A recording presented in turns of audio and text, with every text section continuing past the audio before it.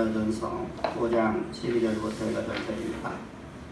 형제들아 우리가 너희에게 구하노니 너희 가운데서 수고하고 주 안에서 너희를 다스리며 권하는 자들을 너희가 알고 그들의 역사로 말미암아 사랑 안에서 가장 귀히 여기며 서로 화목하라. 또 형제들아 너희를 권면하니 게으른 자들을 권계하며 마음에 약한 자들을 격려하고 힘이 없는 자들을 붙들어주며 모든 사람에게 오래 참으라. 삼가 누구에게든지 악을 악으로 갚지 말자 하고 서로 대하든지 모든 사람을 대하든지 항상 선을 따르라. 항상 기뻐하라. 쉬지 말고 기도하라. 범사에 감사하라. 이것이 우리 주 예수 아래 너희를 향하신 하나님의 뜻입니다. 아멘.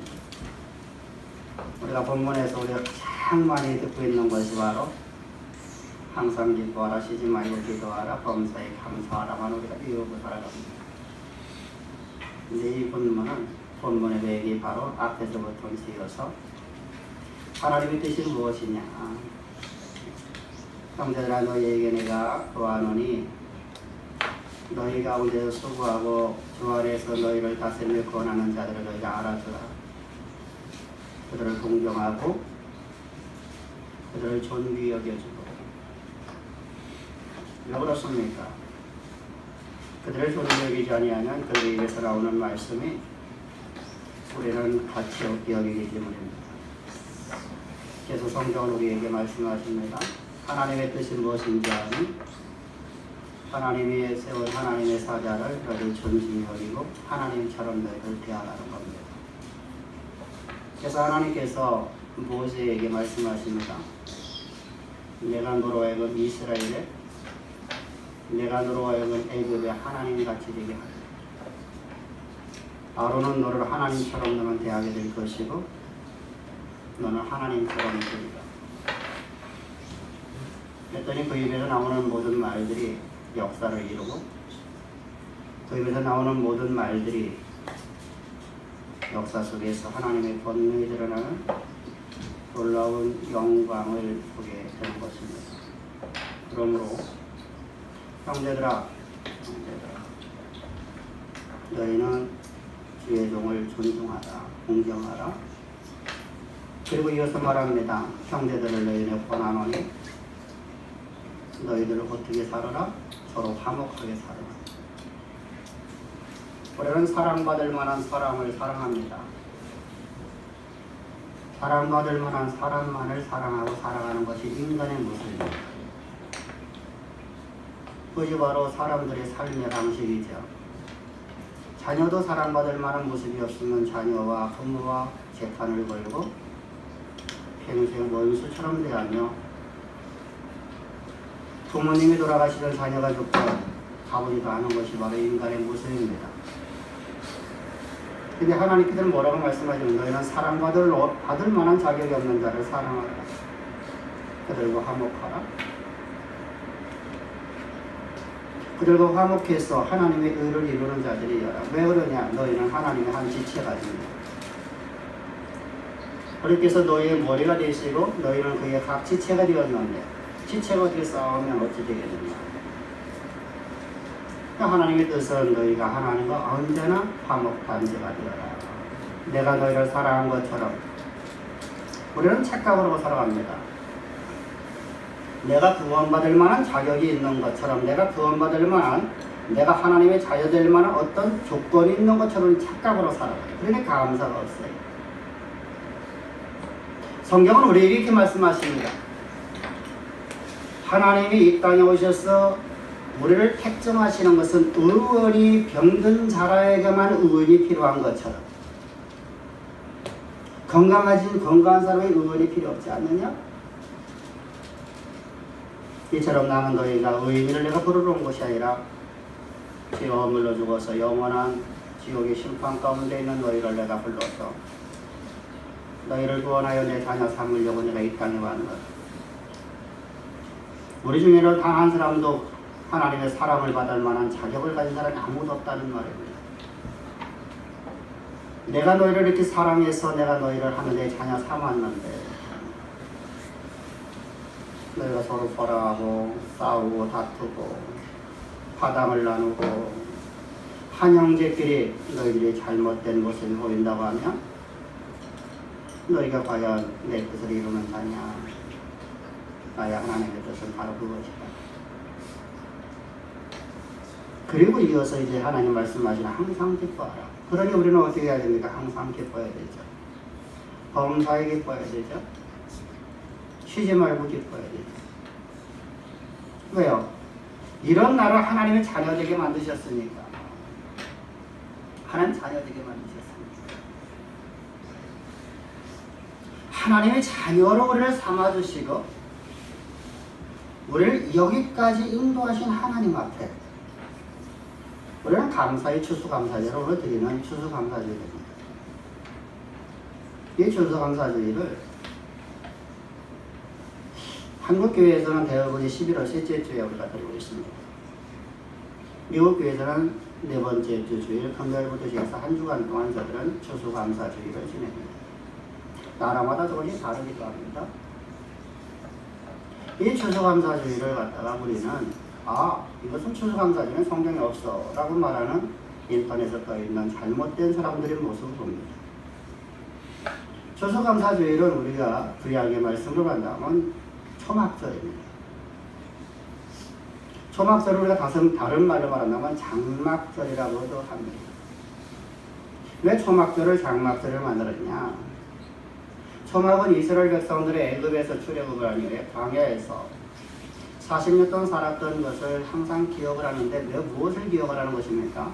40년 동안 줄이지 아니하고 저들의 생명을 보존하게 하나님이 은혜를 베풀으셨고 저들의 모든 쓸 것 하나님 다 채워주시고 저들의 생명을 보존해 줄 뿐만 아니라 저들에게 하나님 말씀 원칙을 지키며 그 말씀의 역사가 이루어지는 것을 저희들하고는 체험하게 하시고 그래서 하나님 말씀의 원칙을 지키며 살아가는 성도로서의 삶을 만드시려고 인도하신 하나님의 그 길을 너희를 항상 기억하고 어떻게 하라는 겁니까?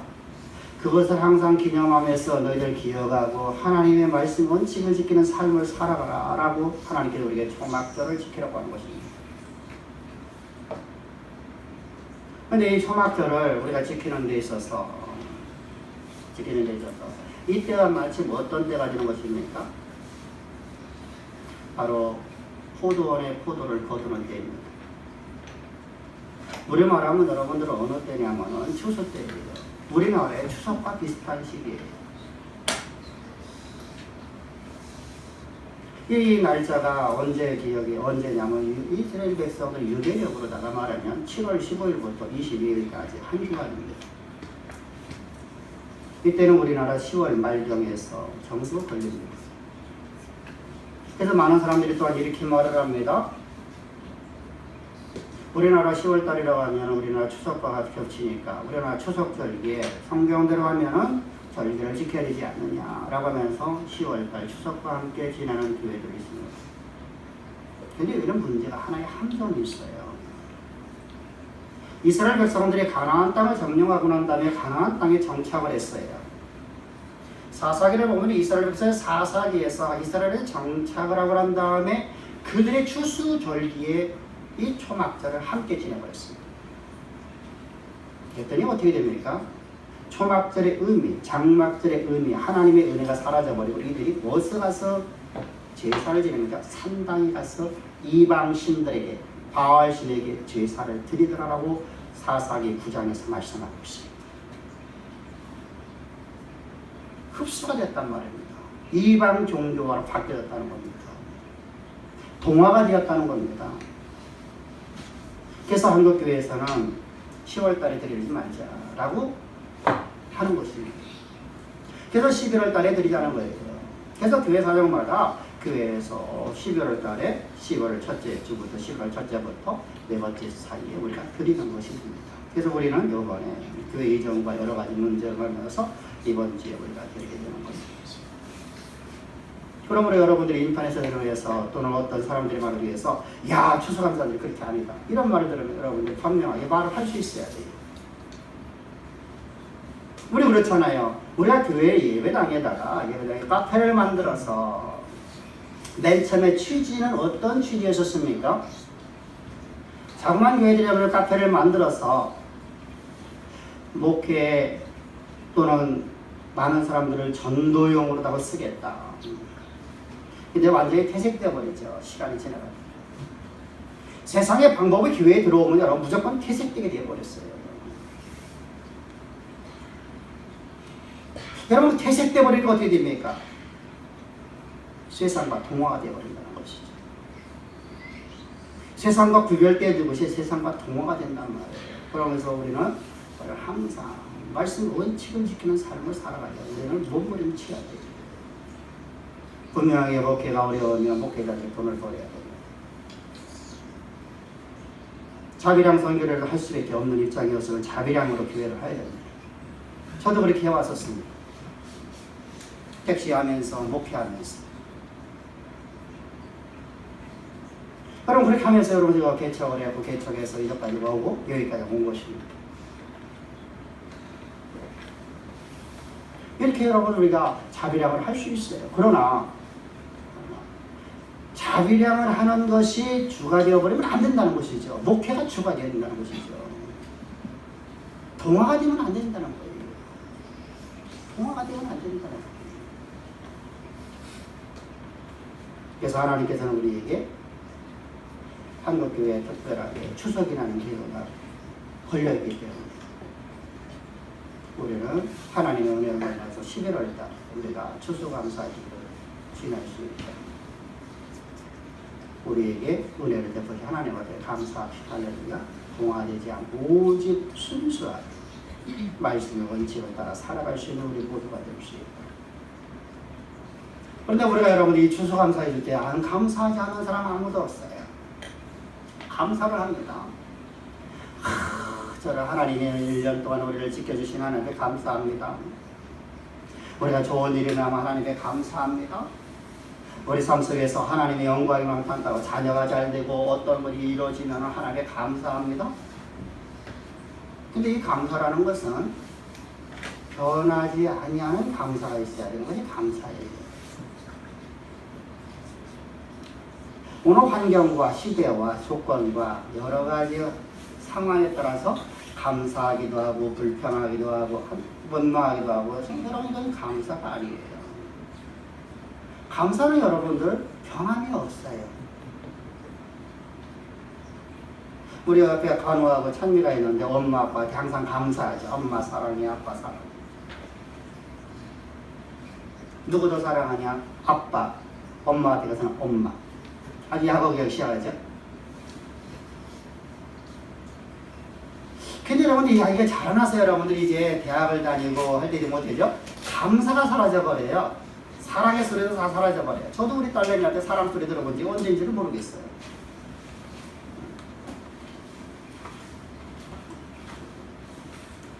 아빠 감사의 소리 들어본 지가 언제인지는 모르겠어요.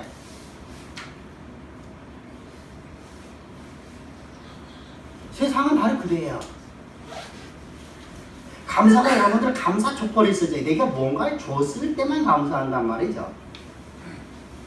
근데 하나님 우리에게 말씀하세요. 너희는 절기 때만 감사하지 마라. 언제 감사하라? 쉬지 말고 감사해라. 범사에 감사하라. 항상 감사하라. 감사. 그럼 우리가 왜 감사를 잃어버릴까요? 감사를 잃어버리는 이유가 도대체 뭘까요? 분명하게 나는 하나님이 내게 은혜를 베풀었다는 걸 알고 있는데 죄와 허물로 만나 죽어서 영원한 사망 가운데 있었다.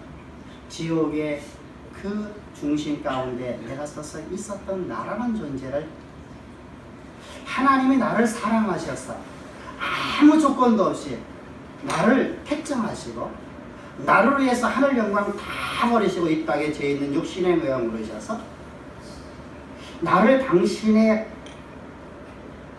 거룩한 자녀, 나를 구원, 하나님의 백성으로 나를 거듭나게 하셔. 주님이 십자가에서 나를 대신해서 대속제물로 죽으시죠. 주님의 죽으심과 나를 연합시키셔서 예수와 함께 내가 죽이시고 나를 죄인 중에 죄인이 계셨던 나 하나님을 거부하고 하나님의 영광을 거부하며 하나님을 조롱하고 하나님 말씀을 멸시하던 나라는 존재를 예수와 함께 십자가 못 박혀 죽이시고, 예수님께서 장사절정에 나도 예수와 함께 장사된 바 되었다가 예수님께서 부활하셔서 나는 새로운 피조물인 하나님의 거룩한 백성으로 거듭났어요. 내가 하나님의 자녀됐단 말입니다.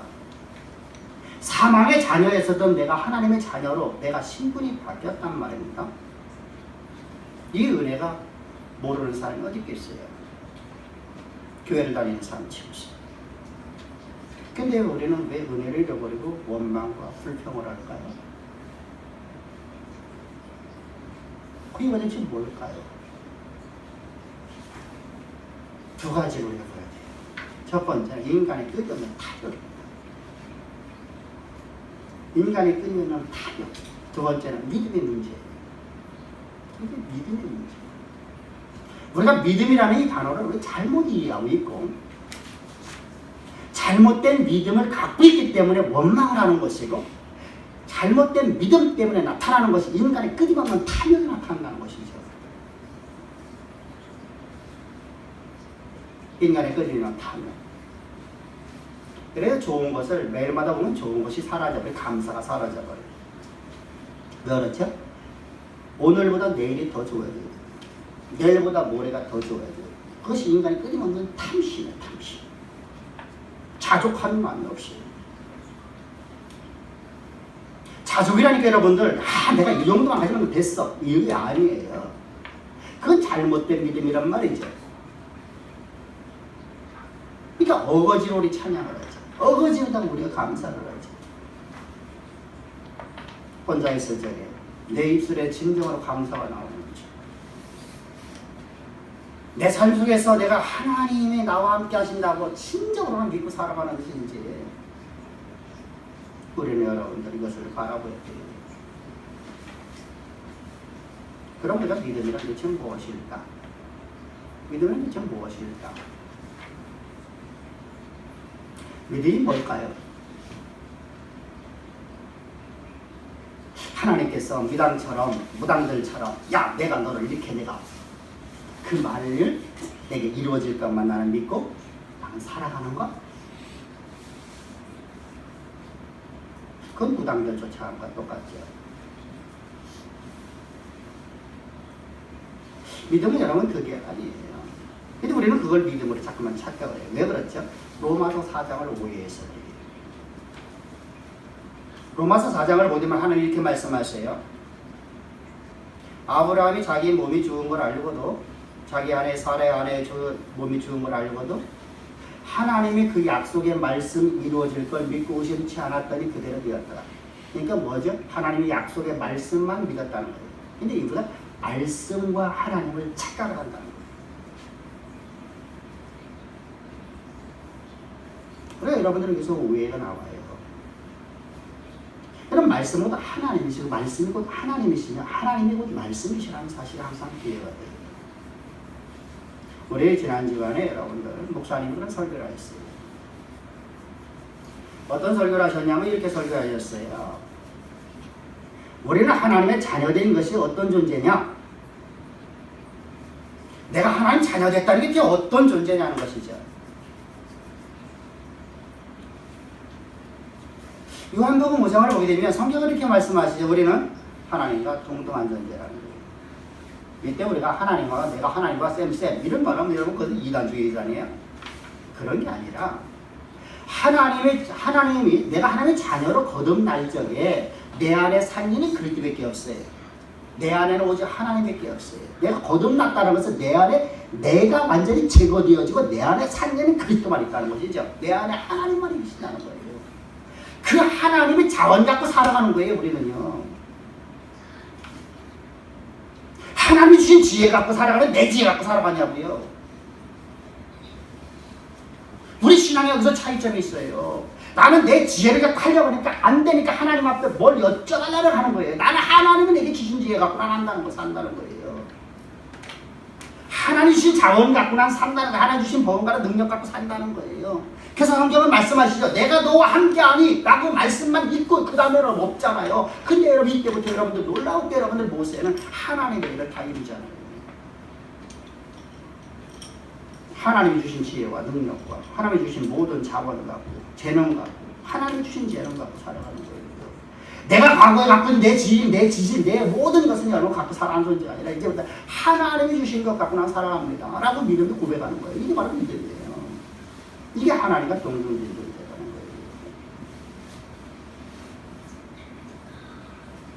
오늘 예배드리는 사랑하는 성도들입니다. 여러분들의 모든 삶의 하나하나마다 여러분들이 길을 걸어가는 게 아니에요. 여러분들이 하나님의 길을 걸어가는 거예요. 우리 그런 찬양 부르잖아요. 내가 만난 땅 주님의 땅이, 내가 걸어가는 말이 여러분들 내 길이고 하나님은 내 멀리 저 멀리 그 만리장천에서 나를 바라보시나 그런 하나님 존재하지 않잖아요. 성경은 뭐라고 하죠? 내가 너와 항상 함께하리라. 나는 너를 떠나지 아니하리라. 내 가는 길이 내 길이다.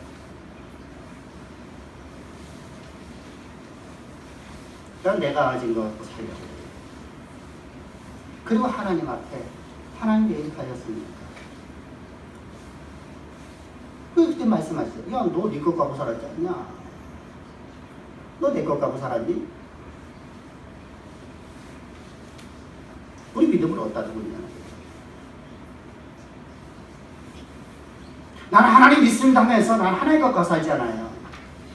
여러분 이것이 여러분이 잘 아는 한 달란트와 두 달란트, 세 달란트, 다섯 달란트 받은 자의 표현이죠. 한 달란트 받은 사람은 여러분들은 하나님 주신 자원 갖고 살지를 않아요. 하나님 주신 달란트 갖고 살지를 않아요. 지각 갖고 산다는 거예요. 그러니까 하나님 뭐라고 말씀하시죠? 약하고 어른도가. 근데 두 달란트하고 다섯 달란트 받은 사람은 어떻게 살았죠? 하나님의 것 갖고 살았어요. 실패했느냐 성공했느냐 이걸 말하는 게 아니에요. 일의 성패는 하나님께 달려있는 것이죠. 사람에게 있는 것이 아니란 말이죠. 그래서 하나님 것 갖고 살았더니 하나님의 영광이 나타나더라 이거예요. 왜 하나님의 영광을 안 받을 수 없습니까? 하나님 모든 말씀 그대로 역사를 만들으시니까. 근데 우리는 일의 성패다만 누구면요? 욕심이란 게 욕심. 그래서 우리는 하나님 맡기신 일에 우리 충성을 다하는 것밖에 없어요. 그래서 우리 감사가 여러분들 세 가지의 감사가 있어요. 세 종류예요. 첫 번째 종류는 여러분 이런 사람들이에요. 신앙의 초보 단계예요. 신앙의 초보 단계에서는 뭐냐면 내 눈에 보여지는 것을 감사해요. 이거 보고 조건적인 감사라고 하죠. 내 눈에 보여지는 것이 좋은 일이면 감사하고 조금 슬픈 일이면 하나님은 없어. 하나님은 사라져버렸어. 나를 구원하신 주 하나님 그 감사가 사라져버렸고 오늘 이 상황을 통해서 하나님이 미래에 나를 빚어놓을 자리에 이끌어 가시는 하나님이 나에게 준 소망도 잃어버렸고 그냥 이 자리에서 나는 낙담하고 나는 좌절하고 이게 바로 이스라엘 1세대들 모습 아니에요? 홍해 앞에서 그처럼 하나님 앞에 찬양을 하며 속옷치며 춤을 추며 하나님 앞에 영광 돌리던 그 이스라엘 백성들 4월길도 안 됐어.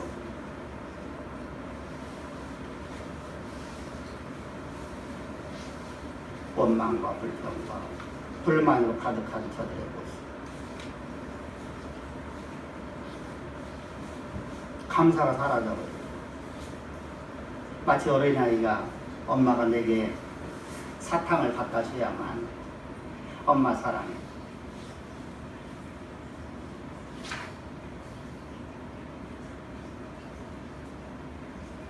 공부하러 가면 엄마 미워. 그 모습이 내 모습이 아닙니다. 우리 신앙의 진보리를 시달려요.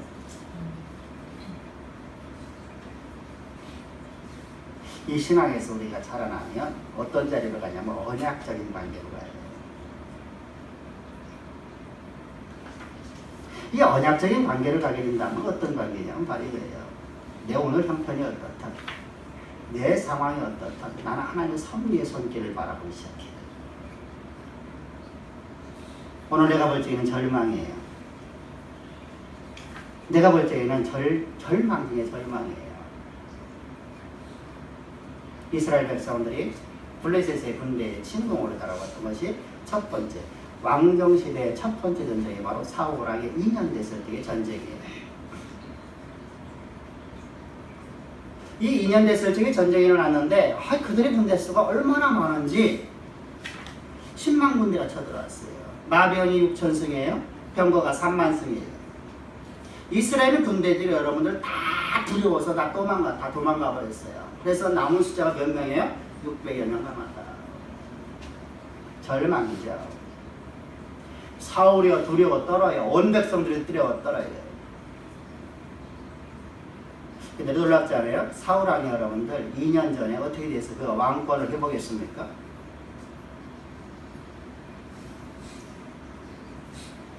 여호와의 신에 크게 감동해서 저 암몬이 길르앗 야베스에 침입해서 이스라엘을 모독을 했어요.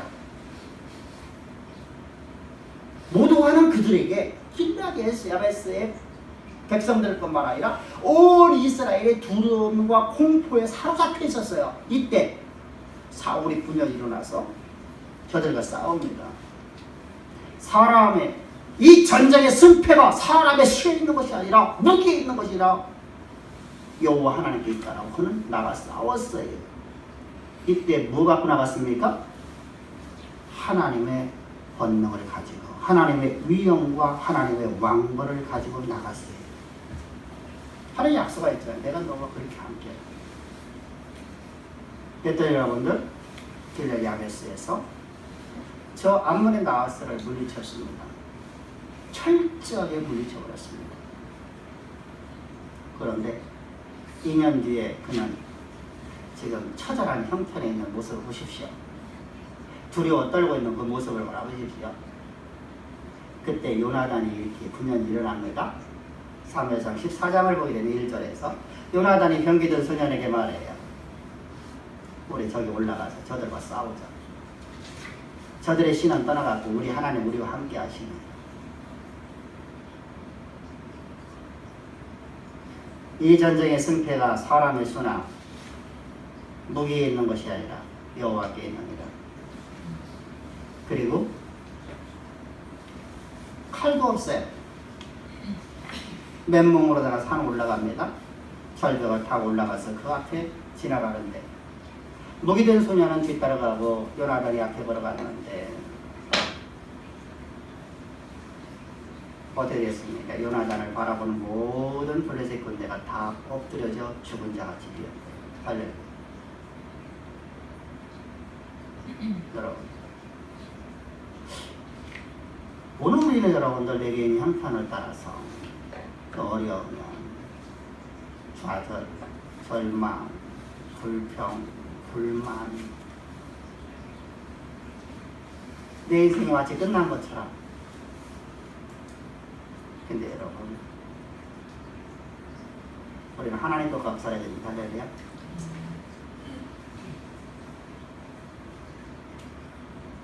근데 하나님은 우리를 통해서 그 상황 하나를 통해서 우리에게 보여주시는 게 있어요. 고난의 의의에 대해서는 지난주 목사님 설교를 잘 들으시기를 바랍니다. 지난주 설교가 밴드에 올라와 있으니까. 우리 장 목사님 설교가 지난주 엄청 좋은 설교. 진짜 우리 인생 속에 반드시 1000번, 10,000번 들어야 돼. 저 다 기억하고 있잖아요.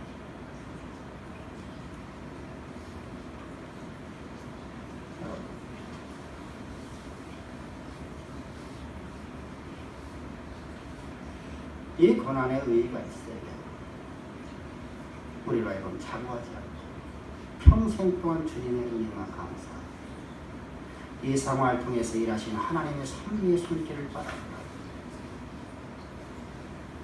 그리고 우리는 하나님의 그 약속의 말씀이 이루어질 걸 믿는 믿음으로 살아요. 이게 바로 아브라함의 모습이었어요.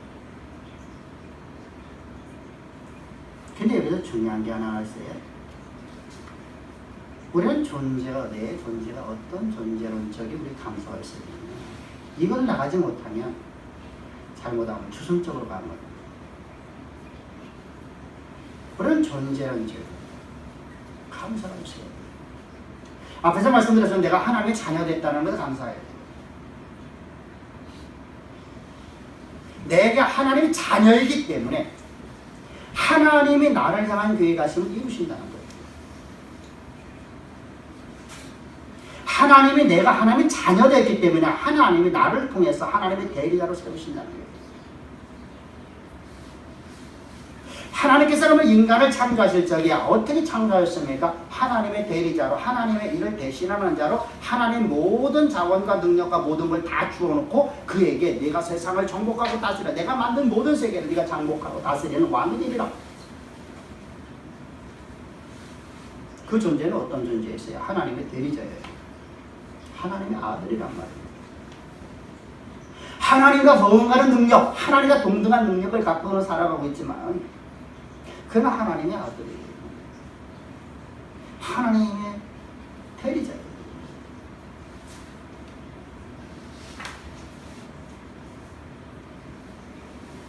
근데 여러분, 내 인생의 주인이 하나님이고 내 인생의 주인이 내가 아니란 말입니다.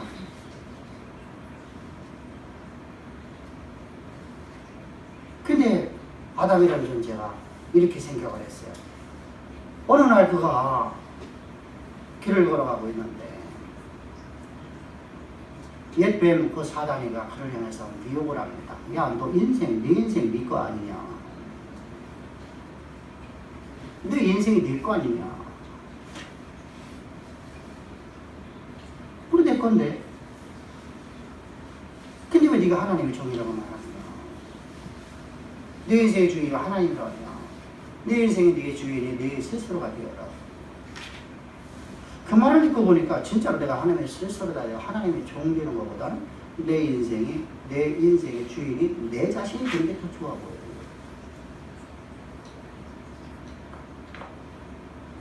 그래서 아담은 서슴없이 자기가 자기 인생의 주인이 되고자 했어요. 이것이 바로 하나님의 자리에 앉으려고 합니다. 내 인생의 주인이 하나님인데 내가 그 자리에 앉으려고 합니다. 그 결과 하나님의 자리에서 쫓겨납니다. 쫓겨나자 세상의 인간이 사단의 주인이 되어 말았습니다. 우리가 여러분들 언제나 우리가 하나님의 거룩한 백성, 하나님의 아들, 하나님의 소유인 하나님이 나의 주인된 나라는 존재를 항상 기억해야 돼요. 이때 우리가 그 기억을 갖고 살아가면, 그 믿음을 갖고 살아가면 우리는 하나님의 보험가는 능력이 내 삶에서 나를 통해서 드러나게 돼 있어요.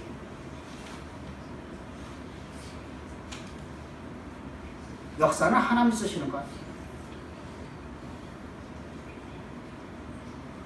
역사는 하나님이 쓰시는 거예요. 내가 쓰는 게 아니에요. 인간이 쓰는 게 아니에요. 나라가 쓰는 게 아니에요. 대한민국이라는 여러분 정치하는 사람들이 쓰는 게 아니야. 역사는 하나님이 쓰시는 거예요.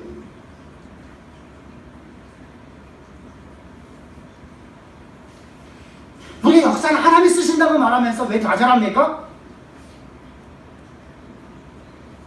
왜 원망합니까? 우리 입술은 분명히 여러분들에게 말하잖아요. 역사는 하나님이 쓰십니다. 역사는 하나님 뜻대로, 하나님 마음대로 하나님께 쓰시는 분이십니다. 역사의 주권자이 아니십니까? 그런데 왜 우리는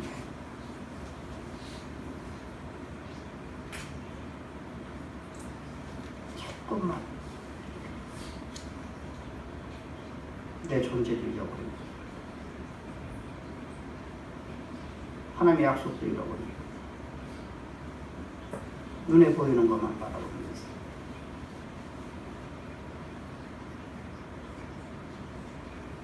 하나님의 유정자들의 마음을 바꾸셔서 정책 바꾸면 끝나는 겁니다.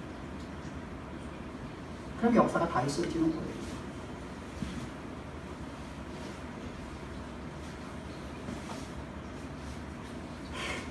하나님이 여러분들 대통령 마음 바꾸셨는데 바로의 마음을 바꾸신 것처럼 세상의 임금들이 마음을 바꿔놓으면 역사가 다시 써지는 거예요.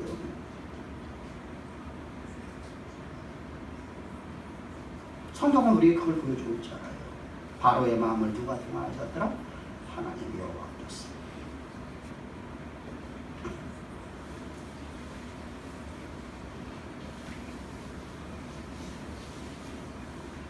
이스라엘 백성들이 절망 가운데 빠진 상황이 바로 이제 다윗의 통치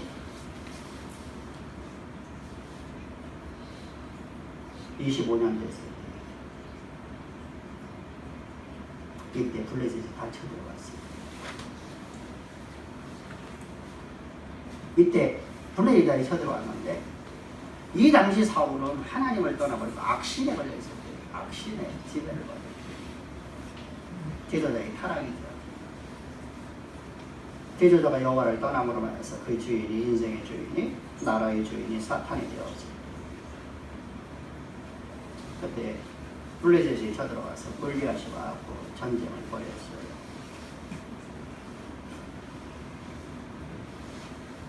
그때 온 이스라엘 백성들이 하나님의 군대를 모두 가는 소리를 모두가 두려워서 사울과 온 백성들이 두려웠다고 하더라고요. 공포에 시달렸을 때 한 소년이 그날 일어나요. 16살 먹으나 그가 일어나서 이렇게 말합니다.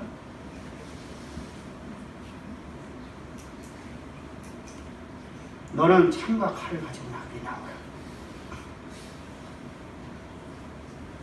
나는 여호와의 말씀을 가지고 내가 너에게 나가.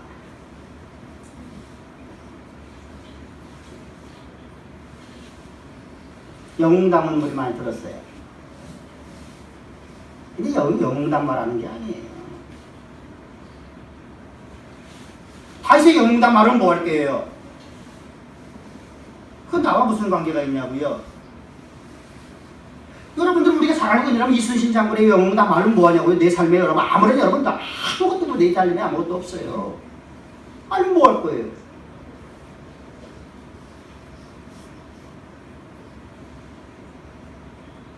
이 사망, 이 역경, 이 고통, 이 고난에 나를 들었을 위해서 하나님이 나를 역사의 무대에 세우기 위해서 할렐루야.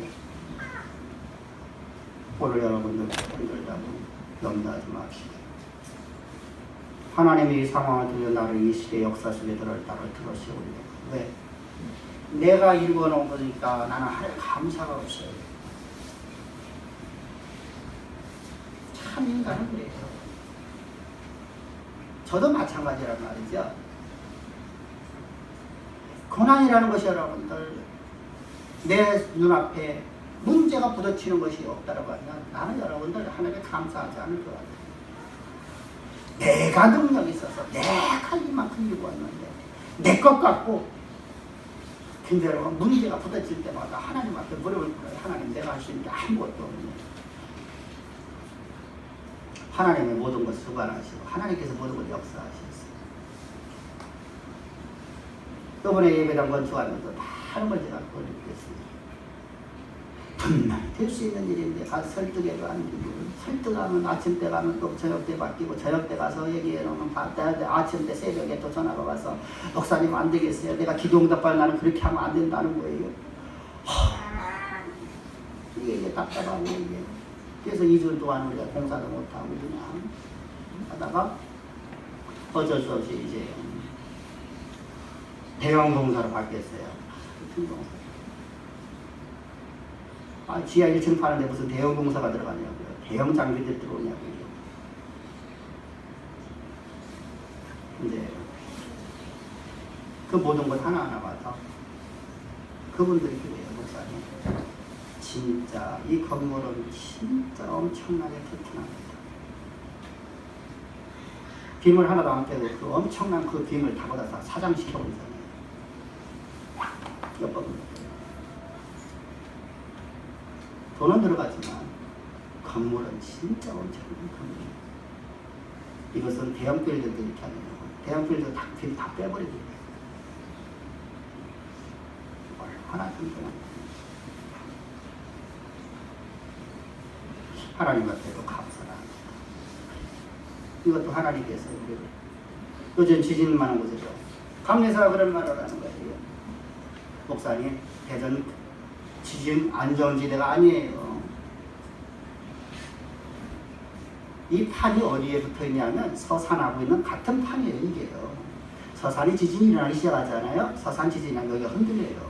그래서 하나님이 하시는 것 같아요. 그분은 예수를 안 믿으세요. 그런데 하나님 하시는 것 같아요. 아, 그 말이든 내가 얼마나 부끄러운지. 내가 원망하던 내 인생이 얼마나 부끄러운지. 하나님이 우리에게 모든 걸 선정해서 선을 이루시려고 일하시는구나. 예배당은 조금 줄어들어요. 분명하게. 그래도 하나님께서 우리 안전을 너무 감사해요. 우리 인간이란 점이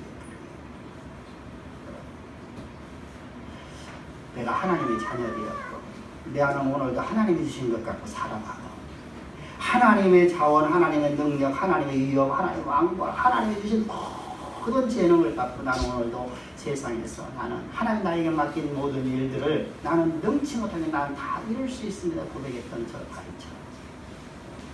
근데 왜 그런 고백하고 있는 다윗이 어떤 상황이에요? 절망적인 상황 속에서 그런 고백을 해요.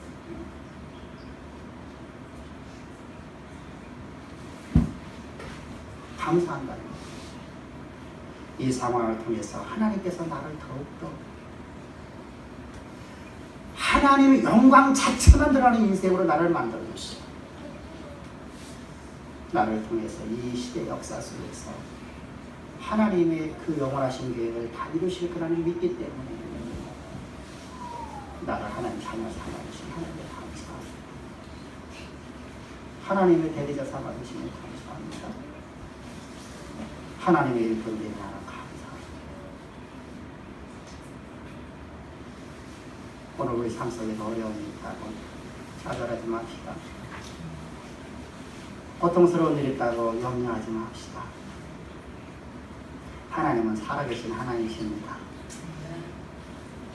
오늘도 우리와 함께 하시며 내게 말씀하십니다. 여러분 각자에게 오늘 하나님 말씀하시는 겁니다. 내가 너에게 내 위엄과 방벌과 내 지혜와 능력과 모든 자원을 내가 너에게 다 주었노니 너는 내 일에 충성하라. 그러면 내가 이루리라. 늘 감사하며 이 약속의 말씀을 굳게 붙잡고 내 승리가 아니라 하나님의 말씀이 이루어지는 삶을 살아가는 언약의 통로가 되기를 주의 축복합니다. 기도드리겠습니다. 좋으신 아버지 감사합니다. 찬양합니다. 우리를 이처럼 사랑하셔서 오늘도 주님 우리를 하나님의 영광에 이르는 보배롭고 존귀한 우리 모두를 주께 축복하시려고 주께서 오늘도 말씀 주신 하나님을 찬양하며 예수님의 이름으로 감사하며 기도합니다.